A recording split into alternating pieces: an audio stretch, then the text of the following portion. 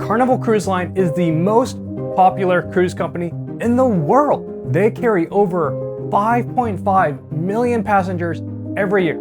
They absolutely dominate the industry. But here's what's crazy. You've probably seen the viral videos floating around TikTok, or maybe you even watched the Netflix Poop Cruise documentary. More than 4,000 people are stuck on a cruise ship that is dead in the water. That's when all of us were like, what the f? Carnival is constantly being labeled the Walmart of the seas, uncontrolled trash, ghetto, the Jerry Springer cruise line.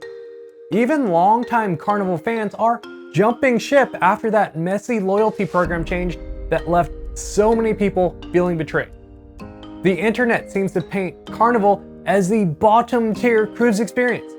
But here's where it gets interesting. Despite all the hate, I still book with Carnival, and I think you should consider it too.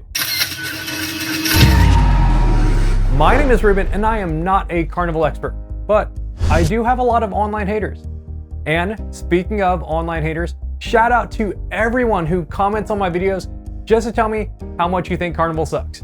I actually really appreciate you because you boost my engagement and my videos go up because of it. So please, never stop. Why I sail Carnival? So why would I stick with a cruise line that's getting dragged so hard online? Let's be real. Carnival has a reputation.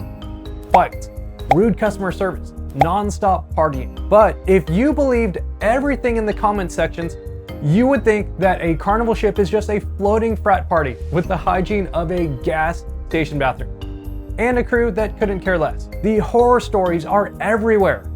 But here is the kicker. Carnival is the most popular cruise line on the planet by far. They're not just surviving, they're thriving, and their stock price is the highest it has ever been since the pandemic. So something doesn't add up. Are the haters just the loudest voices in the room? Or are millions of us secretly enjoying our vacations in chaos and filth? So I had to know. I dug into the biggest complaints people have about Carnival, and I wanted to find out whether there's any truth behind them. Now, before we continue, I would appreciate if you smash that subscribe button and turn on notifications if this video has already been entertaining and maybe a little helpful. That way, you will not miss out on more Carnival related content, reviews, and tips. Walmart of the sea. Let's start with the elephant in the buffet line. Carnival gets called ghetto, trashy, Walmart of the sea, or the Section 8 of cruising. Yes, there have been fights. And yes, some guests act like they just got out of house arrest. A 2025 article from Cruise Law News reported that Carnival had the most reported crimes out of 8 major cruise lines in the first quarter. Carnival had 12, Royal Caribbean had 10, Virgin had 2, and Celebrity had 3. Now, at first glance, that sounds bad, but let's add some context. Carnival sailed roughly 400 cruises in that time frame and carried about 3 million passengers. That's almost the population of Los Angeles. And they only had 12 reported crimes. For comparison, Chicago, with a smaller population, reported 96 murders in that same time frame. So yeah, Carnival has the highest number of reported crimes, but you are still statistically safer on a Carnival cruise than in literally every city in the United States, except for Campton Hills, Illinois, which has 0 crime, but also only 10,000 people. More people come to my church every Sunday. So yes, Carnival wins the crime stat game. But in the context of 3.2 million guests, it is shockingly low. Now, I definitely do not want to downplay or make light of any of you who might have been a victim of a crime in general or on a Carnival cruise. I just want to point out the actual numbers the same way that flying is statistically safer than driving. Now, if these numbers still make you not want to go on a cruise or a Carnival cruise, that's totally okay.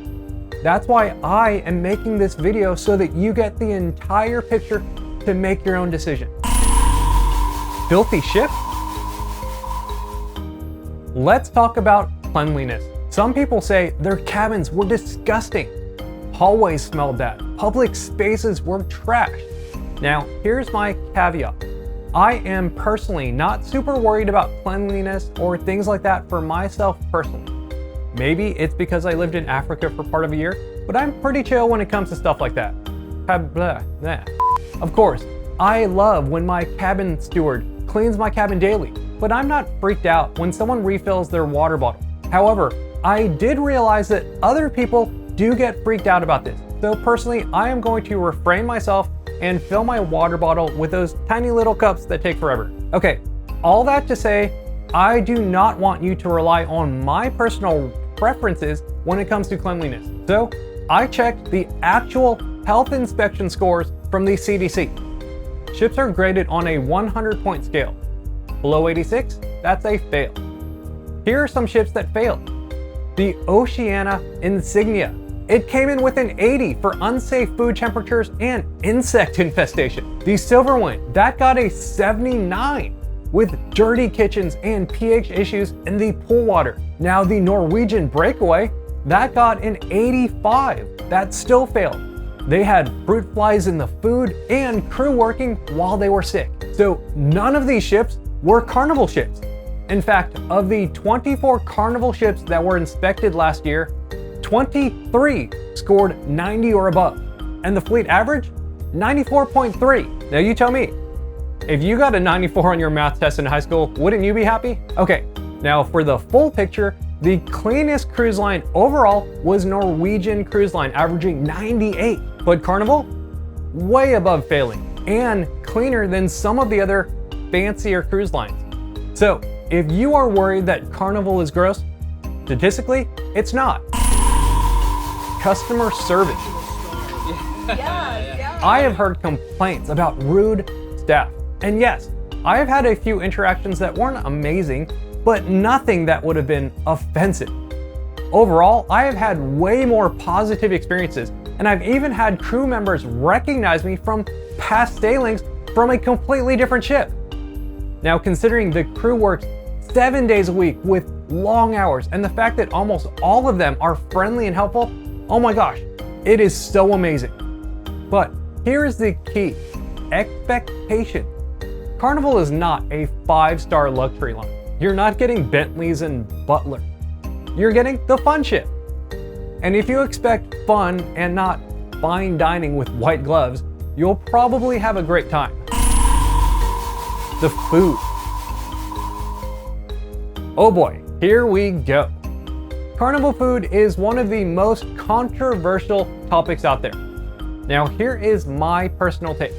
All of this is my personal anecdote and based on my personal preferences, so your mileage may vary. But here's my take. The buffet, mid. You're cruising wrong if that's your go-to. The main dining room, it can be hit or miss. Some meals have been amazing and others have been a little meh. Guy's Burger Joint, oh my gosh, still one of my favorites. And yes, the lines for food can get especially long, especially the more popular spots like Guy's Pizza or the buffet. I'll give you a tip on how to deal with that later. Bottom line, if you expect fine dining, you will be disappointed. However, if you know that you're paying budget cruise prices and walk in expecting Taco Bell, not Nobu, you might do fine. However, if you have a more refined palate, try El Viaggio, Fahrenheit Steakhouse, or Chef's Table. Check out this playlist for reviews on all of them. Carnival Rewards. RIP VIFP. Now here's a spicy one. The old VIFP loyalty program, gone. Carnival Rewards is going to be the new system. And the complaints, oh my gosh, so loud. It's confusing.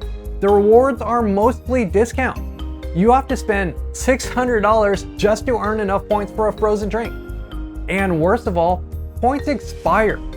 To keep platinum status now, you need to spend $16,667 every 2 years. Oh, and the coveted diamond status? That is $33,333 every 2 years. Now, there is going to be a 7-year grace period once this program kicks off in the middle of 2026. However, People are leaving Carnival over this, and I don't blame them. Now, here's a small silver lining. Solo cruisers like myself benefit because it's based on how much we spend.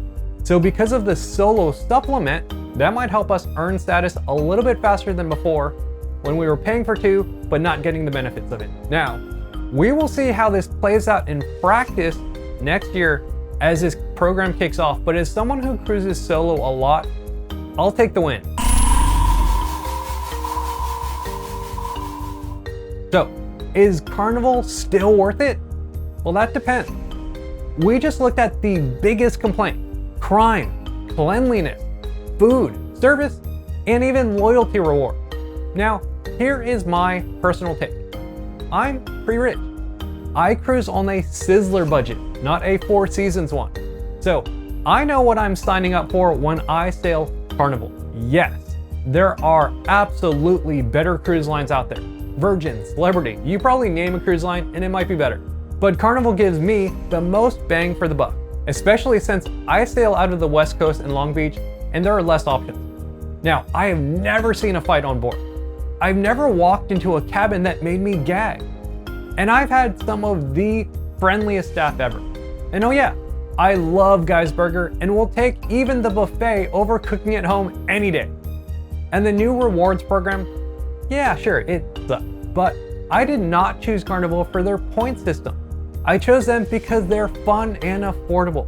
So until I am actually rich, you'll see me cruising on Carnival.